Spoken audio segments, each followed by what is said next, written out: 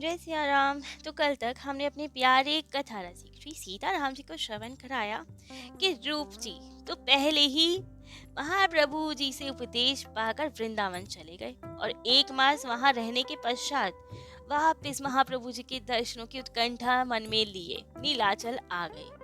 और वहां इनके भाई वे महाप्रभु जी से आज्ञा पाके वृंदावन पहुंच गए। अब एक भाई सनातन जी तो वृंदावन में आ गए और तब रूप जी नीलाचल में आ गए। तो अब जब रूप जी नीलाचल पहुंचे तब तक महाप्रभु जी भी वृंदावन से सब यात्रा आदि संपूर्ण करके नीलाचल आ गए थे। अब जगन्नाथ भगवान जी के दर्शन किए, महाप्रभु जी के दर्शन किए तो रूप जी तो परम आनंदित हुए। खूब आनंद मिल रहा, खूब सेवा सुख मिल रहा, दर्शनों का सुख मिल रहा। कुछ समय नीलाचल में ही निवास किया उन्होंने। खूब आनंद से महाप्रभु जी के साथ संकीर्तन करते, नृत्य करते और खूब आनंद में रहते। और उसके बाद महाप्रभु जी की आज्ञा से पुनः ब्रिज की ओर चल दिए, वृंदावन की ओर आ दिए। और वहां सनातन जी वे तो पहले ही वृंदावन में थे, लेकिन अब उनके मन में भी इच्छा उठी कि हम भी एक बार और महाप्रभु जी के दर्शनों को जाएं। अब जब तक ये वहां पहुंचते तब तक तो सनातन जी वृंदावन से चल दिए और मार्ग में आते आते झारखंडी पड़ा और वहां की दूषित जलवायु से इनके शरीर में रक्त दोष हो गया, बीमारी हो गई इनको रक्त की, जिससे इनके सारे शरीर में सूजन आ गई, जगह जगह मवाद पड़ गई, बहुत परेशान हुए। लेकिन जैसे तैसे इसी स्थिति में नीलाचल पहुंच गए। अब संकोच में महाप्रभु जी के पास नहीं गए, क्योंकि ऐसे शरीर को लेके, इतने गंदा शरीर इतनी बीमारियों से घिरा, कैसे जाए उनके पास। तो उनके पास न जाके हरिदास ठाकुर जी के पास गए। अब महाप्रभु जी तो सर्वज्ञ, वे तो जान गए कि सनातन जी आए हैं। तो महाप्रभु जी आए सनातन जी से मिलने हरिदास जी की कुटिया में ही, और जाकर इन्हें अपने हृदय से लगा लिया। अब इन्होंने बहुत कहा, नहीं नहीं भगवान, आप मत हमें स्पर्श कीजिए, कितना खराब हो रहा है, कितनी बीमारियां हैं, आप स्पर्श ना कीजिए हमें। लेकिन वे तो माने ही ना, उन्होंने तो स्पर्श कर लिया। अब इनको इतनी ग्लानि हुई सनातन जी को कि इनका मन किया कि रथ यात्रा के समय रथ के पहिए के नीचे आकर ही अपने देह का त्याग कर दें। ऐसे शरीर का क्या फायदा जिसमें इतने रोग है, प्रभु की सेवा ही ना हो पाए। लेकिन महाप्रभु जी सब जान गए और उन्होंने एकांत में ले जाके समझाया कि यदि देह त्याग से ही भगवत प्राप्ति हो जाएगी, दुखों से छुटकारा मिल जाता, तो मैं तो तुम्हें अभी आज्ञा दे देता कि देह त्याग कर दो। लेकिन देह त्याग करने से ठाकुर जी की प्राप्ति नहीं होगी, वो केवल और केवल भजन से, भक्ति से होगी। और वैसे भी तुमने तो मुझे समर्पण कर दिया है, तो तुम्हारा सब कुछ तो मेरा है, तुम्हारा देह भी मेरा है। तुम मेरी वस्तु को मेरे बिना आज्ञा के कैसे खत्म कर सकते हो तुम? अभी मुझे तुमसे बहुत सारे सेवा कार्य लेने हैं। तो अब ये सब वाणी सुनकर महाप्रभु जी का इतना प्रेम देखे सनातन गोसाई जी तो गदगद हो गए। और अब बहुत प्रेम में भरकर महाप्रभु जी ने सनातन जी का आलिंगन किया, उनको हृदय से लगाया और उनके स्पर्श मात्र से अब सनातन जी का वो रक्त दोष दूर हो गया, उनकी देह दिव्य हो गई, स्वर्णमयी चमकने लगी अब तो देह। तब 1 वर्ष नीलाचल में ही निवास किया सनातन जी ने और उसके बाद महाप्रभु जी ने आज्ञा दिया कि अब आप वृंदावन जाइए और वहां जाके शास्त्रों का मंथन कीजिए, ब्रज के विलुप्त स्थानों का उद्धार कीजिए। तब बहुत सारे ग्रंथों की रचना की और आ गए वृंदावन। अब वहां से रूप सनातन जी दोनों की आपस में भेंट हुई और दोनों अलग अलग जाते, जिससे कि ज्यादा समय में ब्रिजभूमि के तीर्थों को खोज सके। साथ में ढूंढेंगे तो कम समय मिलेगा ना, क्योंकि एक ही स्थान पे 2 जने रहेंगे, अलग अलग ढूंढेंगे तो ज्यादा एरिया कवर कर पाएंगे। तो दोनों लीला स्थलियां ढूंढते। एक समय की बात, रूप गोस्वामी जी भावना में लीला के दर्शन कर रहे थे और भगवान का भजन करते हुए, लीला का दर्शन करते हुए उन्होंने देखा कि प्रिया जी अर्थात राधा रानी पुष्पों से लदी हुई एक डाल को देख रही है और चाह रही है उसमें से पुष्प उतार ले कुछ। लेकिन वो डाल इतनी ऊंची है कि वो पहुंच ही नहीं पा रही पुष्पों तक। तब तो वहाँ ठाकुर जी आए बड़े हंसते हुए। तो राधा नारी ने उनसे निवेदन किया कि आप थोड़ा डाल को पकड़ लीजिए ना, थोड़ा झुका दीजिए जो मैं पुष्प उतार पाऊं। तब तो ठाकुर जी ने तुरंत उछलकर वो पुष्पों की डाल को झुका दिया और प्रिया जी भी अब एक हाथ से डाल को पकड़े और एक हाथ से पुष्प उतारने लगे। लेकिन ठाकुर जी तो हमारे ठाकुर जी, वे तो है ही लीलाधारी, उन्हें भी जाने क्या मस्ती सूझी, उन्होंने तुरंत डाल छोड़ दी। और राधा रानी ने तो अब डाल को पकड़ रखा था एक हाथ से, वे भी डाल के समेत ही ऊपर उड़ और झूल गई डाल पर। अब ये देख कर ठाकुर जी की इस चंचलता पे तो रूप गोस्वामी जी को हंसी आ गई, बहुत हंसने लगे। लेकिन संयोग की बात, उसी समय वहां से एक वैष्णव जा रहे थे जो लंगड़े थे।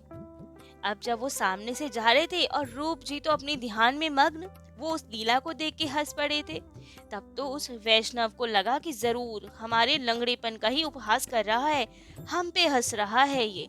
तो उन्हें हृदय में बहुत दुख हो गया कि ये मेरे लंगड़ेपन पे हंस रहे हैं। और जैसे ही उन वैष्णव के मन में दुख हुआ, यहाँ रूप जी की भावना ध्यान लीलाएं बंद हो गई। अब ठाकुर जी इनके ध्यान में ही ना आए, कितना ही प्रयास करें। बहुत दुखी हुए, मन में भारी ग्लानि कि ऐसा क्या हो गया, अब हमें लीलाएं क्यों नहीं दिखती। आए सनातन जी के पास, इनसे पूछा कि जाने क्या हो गया है, हमें कोई लीला ही नहीं दिख रही, हमसे क्या अपराध बन गया। तब तो सनातन जी ने कहा, जरूर किसी वैष्णव का अपराध बना है, चाहे जाने में चाहे अनजाने में, किसी वैष्णव के हृदय को ठेस पहुंची है, तभी राधा जी कृष्ण जी आपके ध्यान में नहीं आते। तब तो रूप जी ने बहुत विचार किया और सोचा कि ऐसा तो कुछ हुआ ही नहीं, किसी वैष्णव का तो हृदय दुखा ही नहीं, हमारी भेंट ही नहीं हुई किसी से। क्योंकि तब तो ये ध्यान में थे जब उसको दुख हुआ वैष्णव को, तो ये समझ नहीं पाए कि हुआ क्या। तब तो सनातन जी ने कहा कि चलो ऐसा करो, एक बहुत बड़ा भंडारा रखो वैष्णवों का, और वहां पे भोजन से पूर्व सबसे क्षमा याचना करो। तब तो रूप जी ने ऐसा ही किया, बड़ा वृहद भंडारा किया गया। और जब सब वैष्णव आ गए तो खूब अनुनय विनय पूर्वक प्रार्थना करने लगे कि हे वैष्णव जनों, मुझसे जाने अनजाने कभी आपका अपराध बना हो तो मुझे क्षमा कर दो।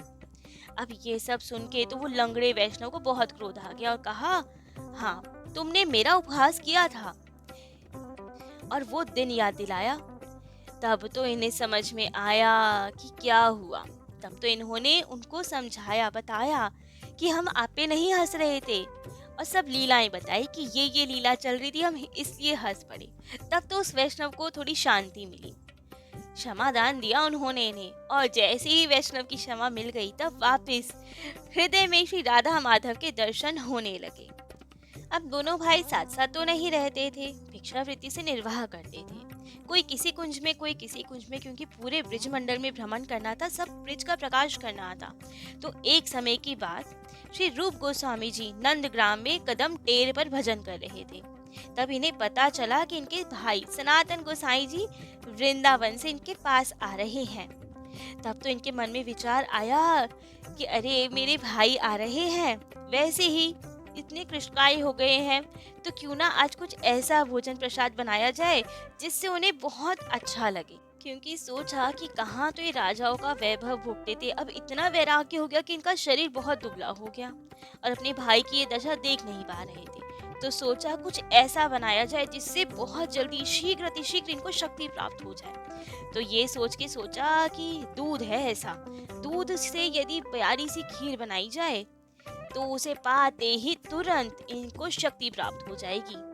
अब ये विचार तो किया, लेकिन फिर सोचा अरे हम तो कुंजों में रहते हैं, वहां तब कोई बसावट ही नहीं थी, कोई रहते ही नहीं थे वहां, केवल साधु संत वैरागी वो भी बहुत कम रहते थे लोग, आम जनता तो रहती नहीं थी, ब्रिजवासी नहीं रहते थे, वे मथुरा रहते थे। तो अब जब ये सोचा तो फिर अब विचार आया कि दूध कहाँ से आएगा, चावल कहाँ से आएंगे, कैसे खीर बनेगी। लेकिन राधा रानी, बस इतना विचार आने की देर थी, तभी राधा रानी गोप कन्या का रूप धारण करके आई और साथ में चावल, दूध, बूरा, मेवा, सब खीर का सामान ले आई और बोली, बाबा दंडवत, हमारी मैया ने भेजा है, ये कहा है कि आज हमारी गैया को ब्याहे हुए 21 दिन हो गए, तो हमारी मैया ने ये दूध और सामग्री भिजवाई है, कहा है कि कदम टेर पे जो बाबा रहते हैं उनको दे आ, जब वे अपने ठाकुर जी को भोग लगा लेंगे उसके बाद ही हम लोग गाय का दूध अपने उपयोग में लेकर आएंगे। तो बाबा मैया ने कहा है कि खीर बना लेना, और यदि बाबा को खीर ना बनानी आती हो तो हम ही बना देंगे खीर आपके लिए, बताओ खीर बनानी आती है आपको।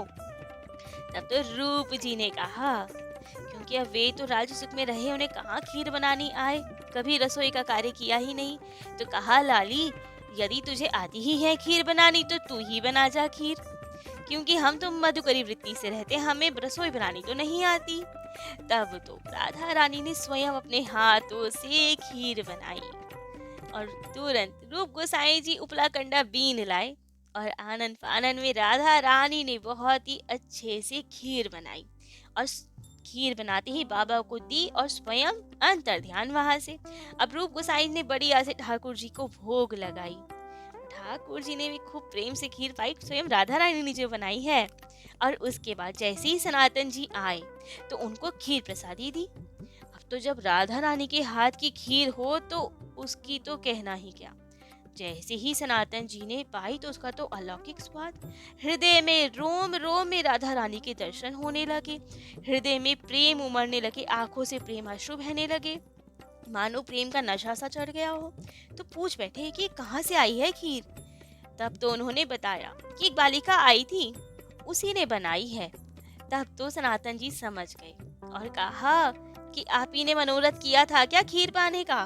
तब तो इन्होंने बताया कि आपके लिए हम चाह रहे थे खीर बनाए।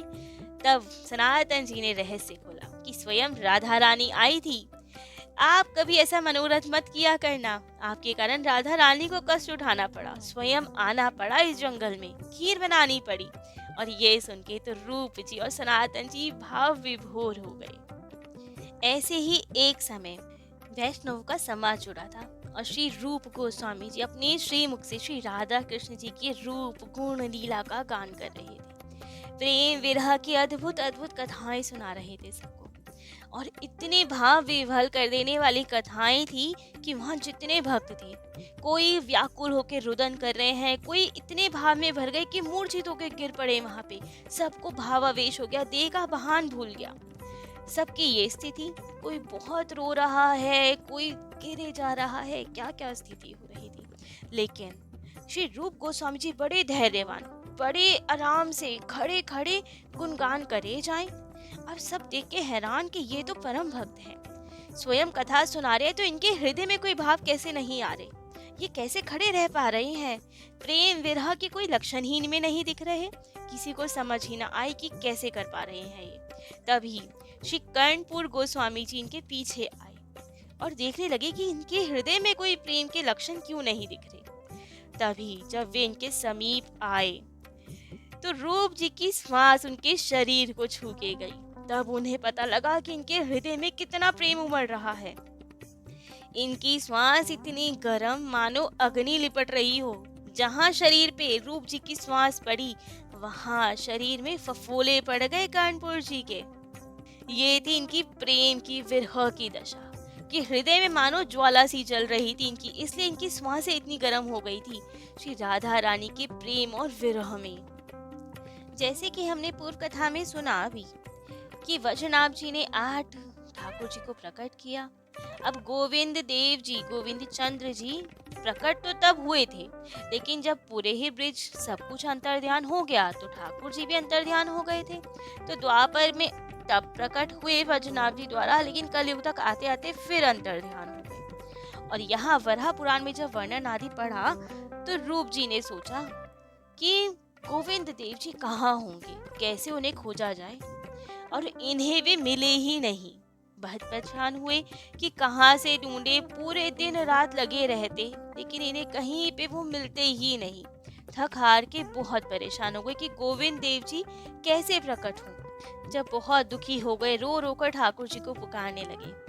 तब तो ठाकुर जी ने इन्हें स्वप्न में आदेश दिया, कहा कि गोमा टीला, आज जिसको गोमा टीला कहा जाता है वही हूँ मैं, वहीं से मुझे प्रकट करो। अभी मैं भू देवी के गर्भ में चला गया हूँ, तब गया हूँ नीचे, उसी की खुदाई करो, मैं वहीं पे मिलूंगा तुम्हें। अब तो गोमा टीला कहते हुए इनके नैन खुले और सोचने लगे कि अरे मतलब गोविंद देव जी गोमा टीला के भीतर है। लेकिन जब सुबह जगे तो ये स्वप्न भूल चुके थे, अपने नृत्य कर्म में बिजी हो गए। तब तो अचानक एक श्याम वर्ण का सुंदर सा ब्रज बालक मधुर मधुर मुस्कुराता हुआ इनके पास आया और कहा, बाबा मैं गोमा टीला पे नित्य गैया चराने जाता हूँ, वहाँ मेरी गैया को देखा मैंने, रोज जाके गोमा टीला पर दूध बहाया थी अपना, चलो स्वयं चल के देखो। कितनी विलक्षण गैया है और कितना विलक्षण वो गोमा टीला है। अब ये सुनते ही इन्हें स्वप्न याद आ गया कि मेरे ठाकुर जी वहीं हैं। तो तुरंत भागे वे गोमा टीला गए और वहीं मंत्र मुग्ध से हुए उस बच्चे के पीछे पीछे चलने लगे। अब बच्चे ने, उस बालक ने, जो स्वयं श्याम सुंदर ही थे, वहां जाके सब लीलाएं आदि दिखाई। और तब इन्होंने सब ब्रिजवासियों को बुलाया, बहुत सावधानी पूर्वक गोमा टीला की खुदाई करवाई और वहीं 10 हाथ नीचे गोविंद देव जी के इन्हें दर्शन हुए।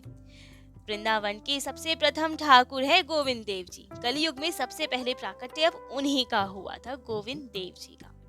अब उनकी छवि इतनी सुंदर कि सब उन पे मोहित हो गए।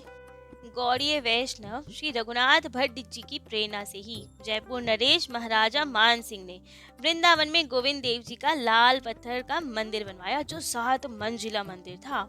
से ऊपर वाली मंजिल पे इसमें बहुत बड़ा दीपक जलाया जाता था, जिसकी रोशनी दिल्ली तक आती थी।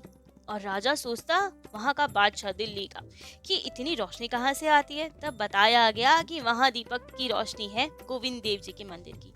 यहाँ आकर उसने जब देखा तो मंदिर ध्वस्त करना चाहा, ऊपर की मंजिलें तोड़ दी। तभी वहाँ पे हनुमान जी ने भक्तों की पुकार पे ऐसी दहाड़ लगाई कि अकबर की सारी सेना बेहोश हो गई, भाग खड़ी हुई वहां से। और तब जाके गोविंद देव जी का मंदिर बचा और उन हनुमान जी का नाम रखा गया सिंह पौर के हनुमान जी। वो सिंह पौर हनुमान जी आज भी गोविंद देव के मंदिर के पास विराजित हैं। अद्भुत दर्शन है उनके भी। श्री रूप गोस्वामी जी तो गोविंद देव जी का दर्शन करके उनकी छवि पर ऐसे मोहित हुए कि कह दिया उन्होंने कि यदि किसी की बंधु बांधवों में बहुत आसक्ति हो, उनसे बहुत प्रेम हो, तब भूल कर भी ये तिरछी मनोहर वाले, विशाल दृष्टि वाले गोविंद देव जी के दर्शन मत कर लेना। यदि इनके दर्शन कर लिए तो संसार के नहीं रह जाओगे। समस्त ममता का परित्याग हो जाएगा तुमसे स्वतः ही, संसार छूट जाएगा। फिर तो सारी संसार की ममता सिमट कर गोविंद देव जी में ही रह जाएगी। तो आज श्री रूप सनातन गोसाई जी का चरित्र तो यहीं विश्राम देते हैं। कल और दिव्य इनकी लीलाएं, ठाकुर जी की लीलाएं अपने प्यारे कथा रसिक श्री सीताराम जी को श्रवण कराएंगे। मदन मोहन जी के विषय में बताएंगे कि किस तरह वे आए सनातन जी के पास और क्या क्या अद्भुत लीलाएं की उन्होंने। तो आज के लिए तो बस इतना ही। आगे की कथाएं कल सुनाएंगे अपने प्यारे कथा रसिक को। जय जय श्री सीताराम।